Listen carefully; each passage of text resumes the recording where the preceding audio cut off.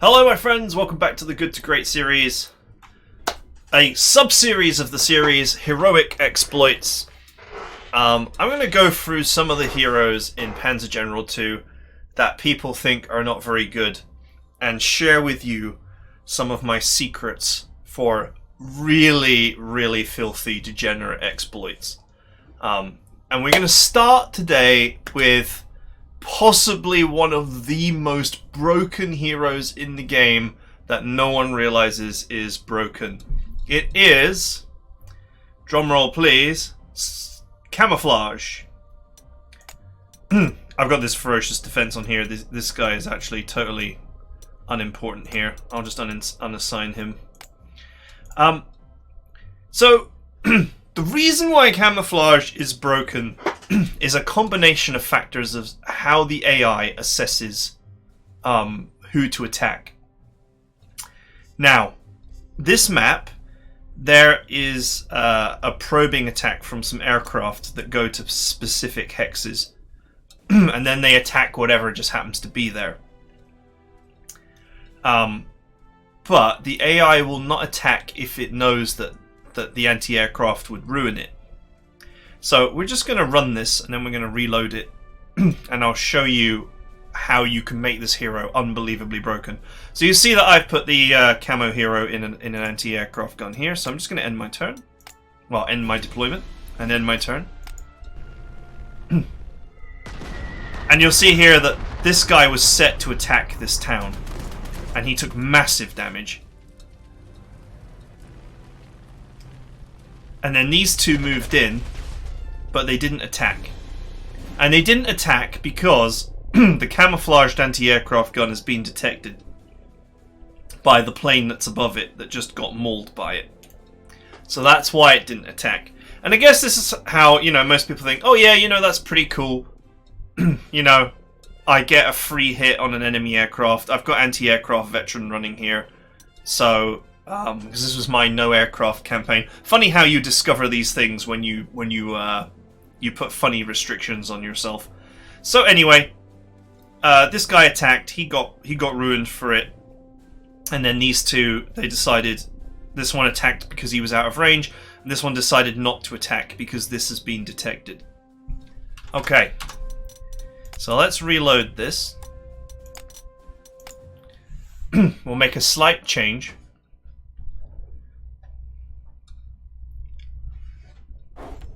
Okay, so now I'm going to remove that and remove this tank. And I'm going to just redeploy them here and here. I'll take that hero off again just to be consistent. End my turn.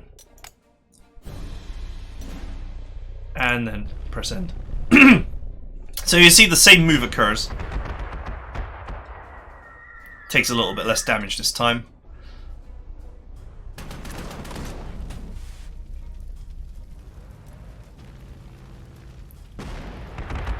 And you see here, this gun has not been detected.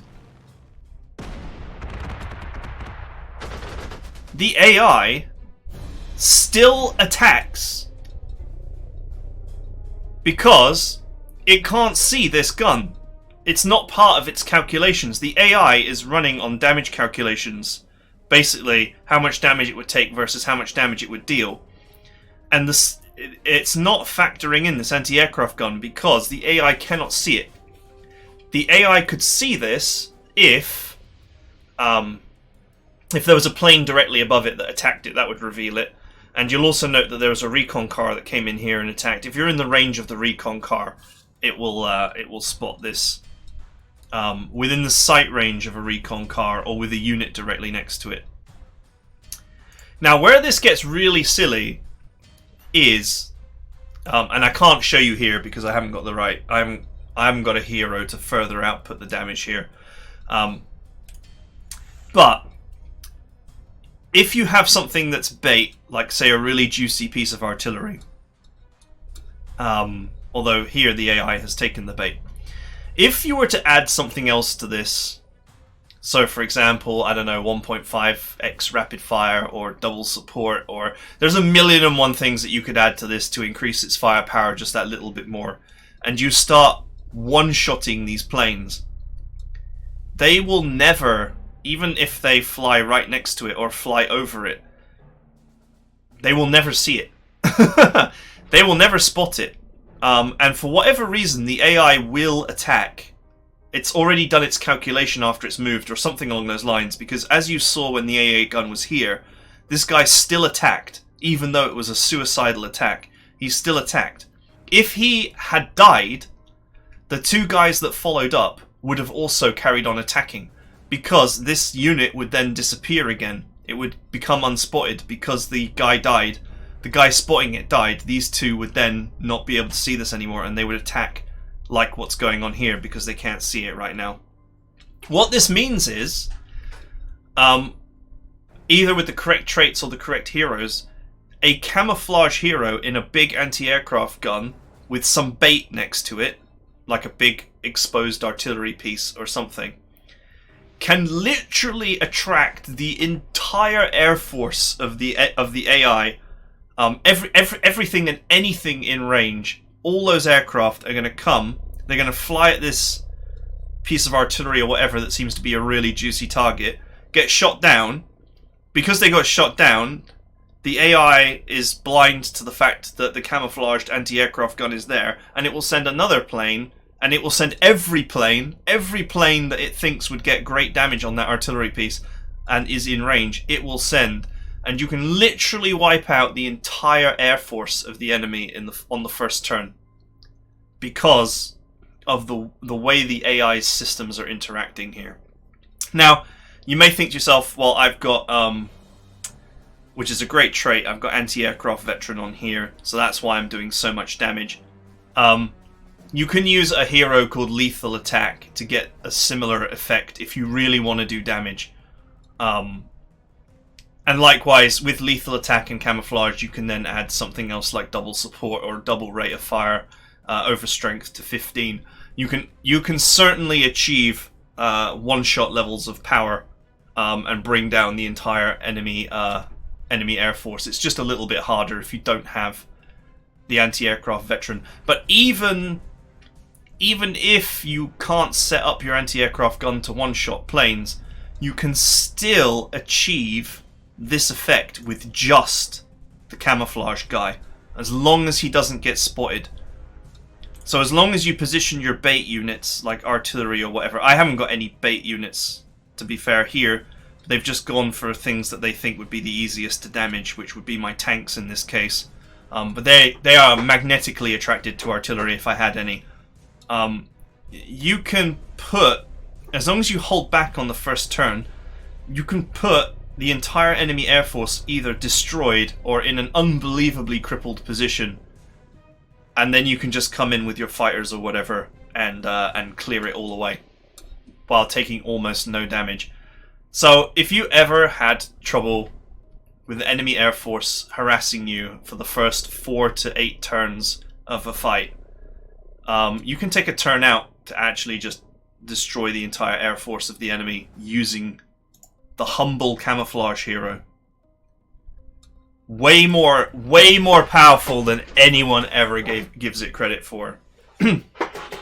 Okay, so we got not just one exploit today, but 2. You can actually use the camouflage hero to do a similar trick with a piece of artillery and like an anti-tank gun, but it's way harder to pull off because if the unit that comes is a recon, or the tank somehow gets a position where it's next to your anti-tank gun or to the side or whatever, it's way easier for the AI to detect your trap.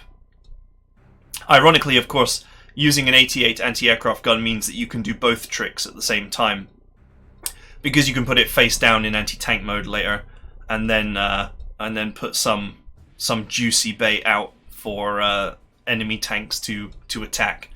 And then they find themselves being viciously mauled by the anti-tank gun.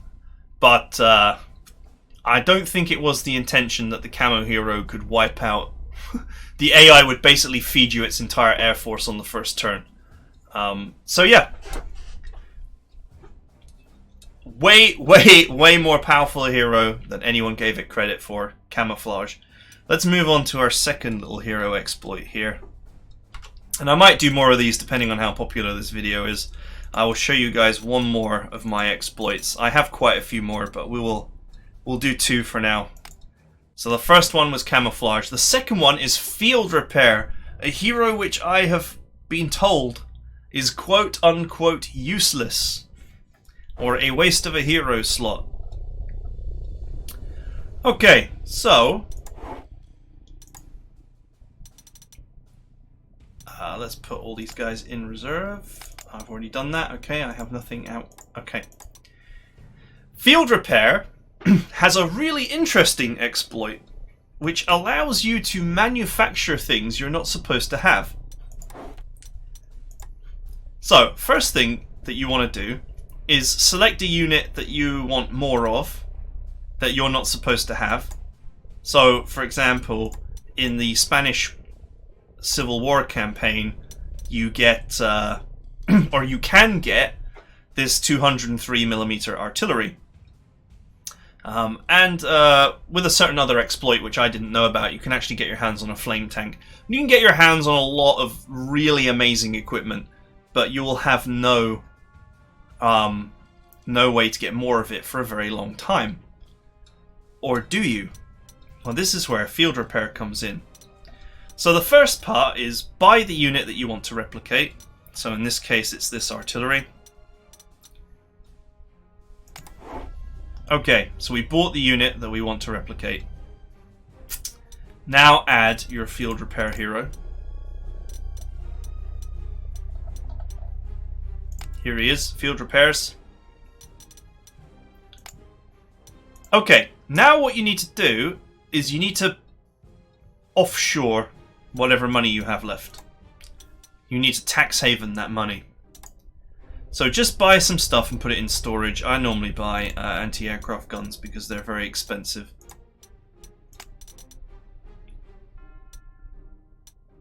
Okay, so that'll do.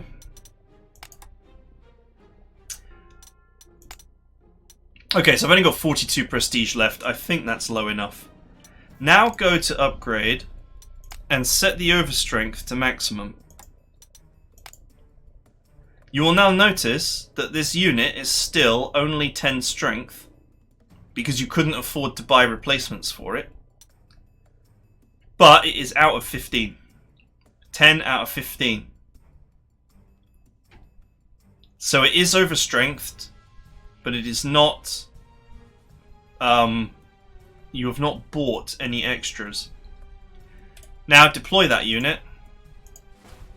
And then obviously I'll just deploy some other stuff. All of this is inconsequential to the exploit, so don't worry about it. But I'm just going to deploy a few units to protect it, because you know the AI is still actually going to try and kill me. It's not going to let me just happily demonstrate this exploit. Oh, it might try and kill me anyway. Okay, alright. So then, this is set up correctly. End deployment. And what will happen is, if you look in here, the unit that we are replicating has 19 left, so we took 10. We had 29, so we took 10 and there's 19 left. Now, if we end the turn, you'll see it's gone up to 11. The field repair guy is manufacturing these units out of nothing. He is actually manufacturing for you prototypes and other, and other gift units. As long as they're units which you have a limited amount of, he will be able to manufacture them out of nothing. And it does not eat into your existing stockpile. In fact, what's even better about it is that if you finish the mission with 15 units, you can then, you'll sell the difference to put them into storage, and you'll actually get the prestige for it as well. This method in a grand campaign can allow you to actually create huge quantities of units that you are only supposed to have one or two of, or are supposed to run out after a period of time.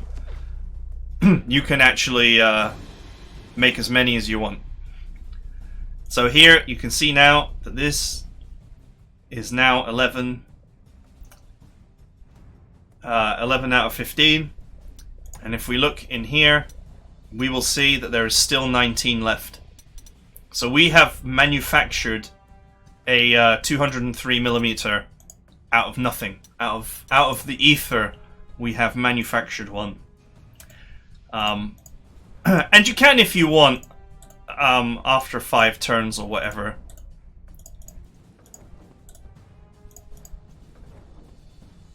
you can in fact, I believe, use the supply tile as well to push them into your inventory. I will show you that now.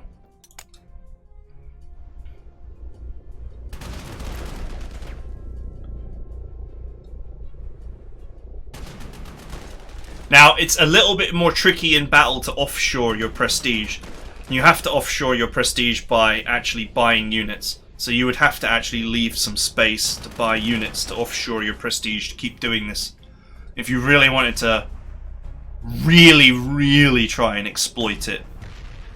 But making five of a unit you're not supposed to have per turn is really good, because it will mean that you will be able to, for example, replicate a prototype and deploy a lot of it before it actually becomes a real unit.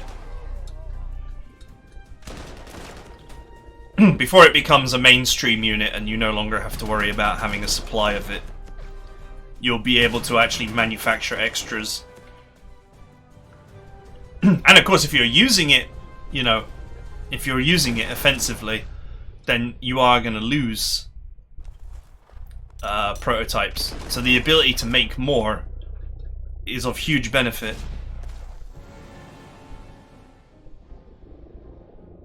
So we'll have to wait for these long turns to resolve themselves here. I'm obviously not playing this battle because it's surplus to requirements for demonstrating this exploit. Okay, so now you'll see that this unit is now 12 out of 15 and we've actually manufactured 2 extras. Now what you can do is you can bank them by over-strengthening back down to standard or whatever. And you will gain the prestige for those units that you banked. But just remember, in order to go back up to 15 overstrength without filling out the overstrength, you have to get rid of your prestige. And to get rid of your prestige, you're going to have to buy something, and you can't buy stuff and put it in reserve in the middle of a fight. So you end up having to actually buy stuff. There's always something that you can buy that's roughly the correct price. You'd have to buy stuff. Oh no, you can move it to reserve. Okay, so never mind. You can actually move it to reserve. And then next turn, you want to push this back up. I believe that still works.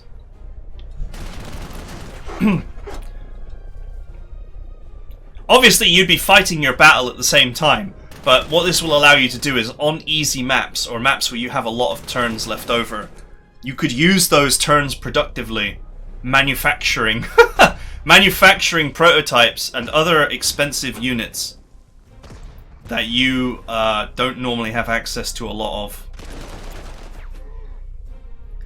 As long as they're enemy units. As long as they're not German units. It works with German units, it works with prototypes, but the thing is that eventually at some point those prototypes become not prototype anymore.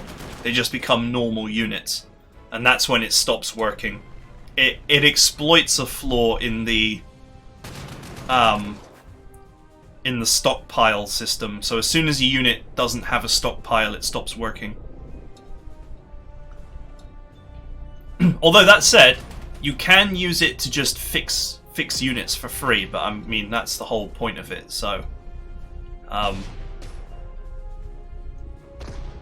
you could. I don't know if like for example the Gustav railway gun is a unit that has a limited supply, or whether you just get one that you can purchase. But if it's any unit with a limited supply, you can replicate. So here you can see I can now upgrade this back up to overstrength. And you'll now see that once again it is 10 out of 15. However, we now have 21 of these in storage, and we also got the money for it as well. So actually, the field repair guy does allow a pretty awesome exploit. Not only does it allow you to make money, because you are gaining money for every single one of those extra units that you pull out of the ether, but you also be able to create units that you cannot normally get your hands on, or that you have a limited supply of. So if you capture that glorious KV-1, for example, really early, especially in, say, a grand campaign, and you know that you're not going to be able to see glorious KV-1s until 20 missions later in like the next part of the grand campaign, well, that's 20 missions that you could just be manufacturing your own army of KV-1s using the field repairs guy and this little exploit. Okay, that's it for now. That's two of my most interesting exploits for downtrodden heroes. I hope you guys found this interesting, and if you liked it and this video is popular, I will share some of my other filthy hero exploits with you. See you guys next time.